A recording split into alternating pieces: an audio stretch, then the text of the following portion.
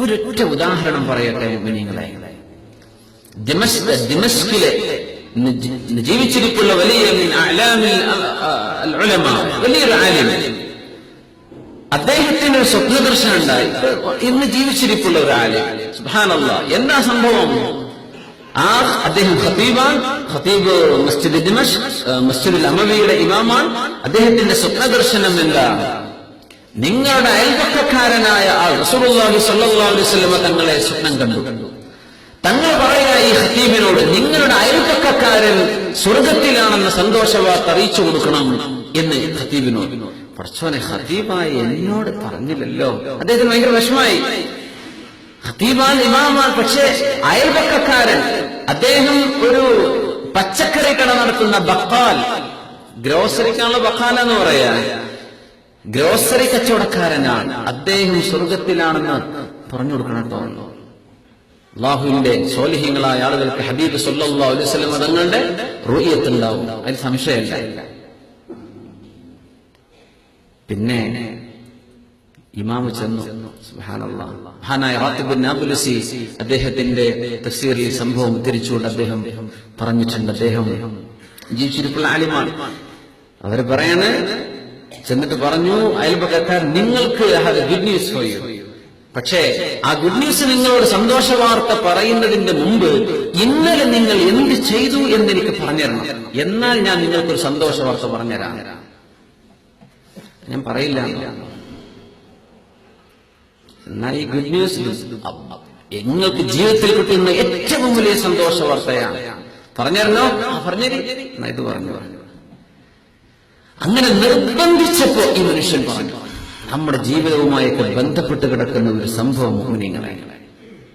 നിർബന്ധിച്ചപ്പോ ഇയാൾ പറഞ്ഞു കൊടുക്കാൻ തയ്യാറില്ല. അദ്ദേഹം വളരെ സൂക്ഷിച്ചു വെച്ചതാണ്. പക്ഷെ അദ്ദേഹം ചില ക്ലൂകളൊക്കെ കൊടുത്തു. നിനക്കുള്ള ബിശാറത്ത്, സന്തോഷ വാർത്ത ഹബീബ് റസൂലുള്ളാഹി സ്വല്ലല്ലാഹു അലൈഹി വസല്ലം തങ്ങൾ തന്ന സന്തോഷ വാർത്തയാണ്. അതുകൊണ്ട് നീ പൂഴ്ത്തിവെക്കല്ലേ, എന്നോട് കാര്യം പറയും. എന്തേ നീ ഇന്നലെ അള്ളാഹ്ക്ക് ഇഷ്ടമുള്ള നല്ലൊരു പണി നീ ചെയ്തത് എന്താണ്? പറഞ്ഞു, ഇന്നലെ എന്റെ ഭാര്യ പ്രസവിച്ചു. അത്ഭുതമൊന്നുമില്ല. പക്ഷേ കല്യാണം കഴിഞ്ഞിട്ട് 4 മാസേ ആയിട്ടുള്ളൂ. വിവാഹിതനായിട്ട് 4 മാസമായിട്ടുള്ളൂ. ഭാര്യ പൂർണ്ണ ഗർഭിണിയായി പ്രസവിച്ചു. അപ്പോ കല്യാണം കഴിഞ്ഞ് വരുമ്പോ ഈ പെണ്ണിന് 5 മാസം ഗർഭമാണ്. വ്യഭിചാരത്തിലുള്ള ഗർഭമുണ്ട് ഇവൾക്ക്.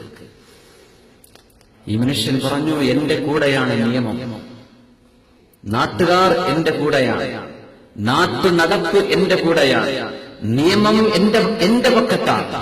ഇവളെ ഞാൻ ത്വലാഖ് ചൊല്ലിയാൽ ആരും എന്നെ കുറ്റം പറയില്ല. ഇവളെ ഞാൻ അപമാനിച്ചാൽ, ഇവിടെ വീട്ടുകാരുടെ അടുത്ത് കൊണ്ടുപോയി അപമാനിച്ചാൽ ഒരാളും എന്നെ ഒന്നും പറയില്ല. പക്ഷേ അല്ലാഹു ജല്ല ജലാലുവിന്റെ മുമ്പിൽ ഞാൻ തലതാഴ്ത്തുന്നിട്ട് പറഞ്ഞു, പഠിച്ചവനെ, ഈ വിഷയത്തിൽ ഒരു മുഅ്മിനത്തായ പെണ്ണിനെ എനിക്ക് അപമാനിക്കണ്ട. അവൾ ഗർഭിണിയാണ്. ഹുബ്ല മിനസ് സിന, വ്യഭിചാരം കൊണ്ടുണ്ടായ ഗർഭമാണ്. ആ വിഷയം ഞാൻ ആരും അറിയാതെ പൂഴ്ത്തിവെച്ചു. അദ്ദേഹം പറയാൻ ആരറിയിച്ചില്ല. ആരോടും ഇവളെ സംബന്ധിച്ച് ഫളീഹത്താക്കിയില്ല. ഫളീഹത്താക്കിയാൽ ഒരു മനുഷ്യനെ ഇയാളെ കുറ്റം പറയില്ല. ആരെങ്കിലും കുറ്റം പറയോ? ഇയാളുടെ കൂടെയാണ് എല്ലാം. ശരീഅത്ത് ഇയാളുടെ കൂടെയാണ്, ദീനിന്റെ ഫിഖ് ഇയാളുടെ കൂടെയാണ്, അല്ലേ? അല്ലാഹുവിന്റെ പക്ഷം ഇയാളുടെ കൂടെയാണ്, ഭൂമിയിലെ കോടതി ഇയാളോടൊപ്പമാണ്, എല്ലാം ഇയാൾക്ക് അനുകൂലമാണ്. അല്ലാഹുവിന്റെ മുമ്പിൽ ഈ പെണ്ണിന് തൗബ ചെയ്യാൻ ഞാൻ ഒരു അവസരം കൊടുക്കുകയാണ്. ഈ പെണ്ണിനെ ഫളീഹത്താക്കിയിട്ട് അവളുടെ ജീവിതം നഷ്ടപ്പെടുന്നു, ആ കുടുംബത്തിന്റെ അപമാനമാകുന്നു. ഞാൻ ഇവർക്ക് തൗബ ചെയ്യാൻ അവസരം കൊടുക്കുന്നു. ഞാനിതാരോടും പറഞ്ഞില്ല. അദ്ദേഹം പറയാം, അങ്ങനെ ഇന്നലെ അവളെ പ്രസവിച്ചു. ആ കുഞ്ഞുമായി മസ്ജിദ് ദിമഷ്ക്, ഈസാ നബി അലൈഹിസ്സലാം ഇറങ്ങി വരും എന്ന് പറയുന്ന പള്ളിയാണ് മസ്ജിദുൽ അമവി. ഇന്നത്തെ ദമസ്കസിലെ 600 കൊല്ലം പഴക്കമുള്ള ആ പള്ളി. സുബ്ഹാനല്ലാഹ്. ആ പ്രസവിച്ച കുഞ്ഞുമായി ഇദ്ദേഹം പള്ളിയിലേക്ക് ചെന്നു. കുഞ്ഞിനെങ്ങനെ അവിടെ കിടത്തിയിട്ട് അദ്ദേഹം നിസ്കരിച്ചു. അല്ലാഹുവിന്റെ മുമ്പിൽ പറഞ്ഞു, പടച്ചവനെ, എന്നിൽ നിന്ന് സ്വീകരിക്കണം പടച്ചവനെ. പ്രസവിച്ച ചെറിയ കുഞ്ഞ് പള്ളിയിൽ കൊണ്ടുവന്ന് കണ്ടപ്പോ എല്ലാവരും അത് തടിച്ചുകൂടി. ഇങ്ങനെയാണല്ലോ, ചെറിയൊരു കുഞ്ഞ്, കൈക്കുഞ്ഞ്, കരയുന്നൊരു കുഞ്ഞ് പള്ളിയിൽ കിടക്കുമ്പോ എന്തേ പതി എന്താണ്? അദ്ദേഹം അവരോടൊന്നും പറഞ്ഞില്ല. എന്റെ കുഞ്ഞാണെന്ന് പറഞ്ഞു. അള്ളാഹുവിന്റെ മുമ്പിൽ നിന്ന് അദ്ദേഹം 2 റക്അത്ത് നിസ്കരിച്ചിട്ട് പറഞ്ഞു, അള്ളാഹുവേ, എന്റെ ഭാര്യയ്ക്ക് തൗബ ചെയ്യാൻ അവസരം കൊടുക്കു റബ്ബേ, അവളെ നന്നാക്കി കൊടുക്കു പടച്ചവനെ, ഈ കുട്ടിയെ ഞാൻ പരിപാലിച്ചു കൊള്ളാം, ഇത് നീ സ്വീകരിക്കണം. അതിന്റെ പിറകെയാണ് റൗദയിൽ നിന്ന് അഅ്മാലു ഉമ്മ, ഈ സമൂഹത്തിന്റെ അമലുകൾ വീക്ഷിച്ചുകൊണ്ടിരിക്കുന്ന അഷ്റഫുൽ ഖൽഖ് റസൂലുള്ളാഹി സ്വല്ലല്ലാഹു അലൈഹി വസല്ലം ബശ്ശിറുഹു ബിൽ ജന്ന, ഈ മനുഷ്യന് സ്വർഗ്ഗമുണ്ടെന്ന് പറഞ്ഞു കൊടുക്കൂ. സുബ്ഹാനല്ലാഹ്. നമ്മുടെ നാട്ടിലുള്ള ചെറിയ ചെറിയ പ്രശ്നങ്ങൾ നിങ്ങൾ കണക്കാക്കി എവിടെ കിടക്കുന്നു നമ്മുടെ സംസ്കാരം? എവിടെ കിടക്കുന്നു മുഅ്മിനായ മനുഷ്യന്റെ ഇസ്ലാമിന്റെ സംസ്കാരവും ആ വിശാല മനസ്കതയും ബ്രോഡ് മൈൻഡഡ്നെസ് എവിടെയാണ് നമ്മൾ ഇരിക്കുന്നത്? സുബ്ഹാനല്ലാഹ്. നമ്മുടെ പക്ഷത്താണ് ന്യായമെങ്കിൽ എന്താ നമ്മുടെ ഉശിരം? പൂർണ്ണമായും ഇയാളുടെ പക്ഷത്താണ്, എല്ലാം ഇയാളുടെ പക്ഷത്താണ്. പക്ഷേ ഈ പെണ്ണിനെ അപമാനിക്കാൻ അദ്ദേഹം ഒരുമ്പെട്ടില്ല. അവൾ കുറ്റക്കാരിയാണ്. പക്ഷേ പശ്ചാത്തപിച്ചു മടങ്ങിയാൽ അള്ളാഹു തൗബ സ്വീകരിക്കും. അള്ളാഹു തൗബ സ്വീകരിക്കും. ഒരു പെണ്ണിന്റെ വ്യഭിചാരം കോടതിക്ക് മുമ്പിൽ തെളിയപ്പെട്ടാലാണ് അവൾ എറിഞ്ഞുകൊള്ളൽ നിർബന്ധം.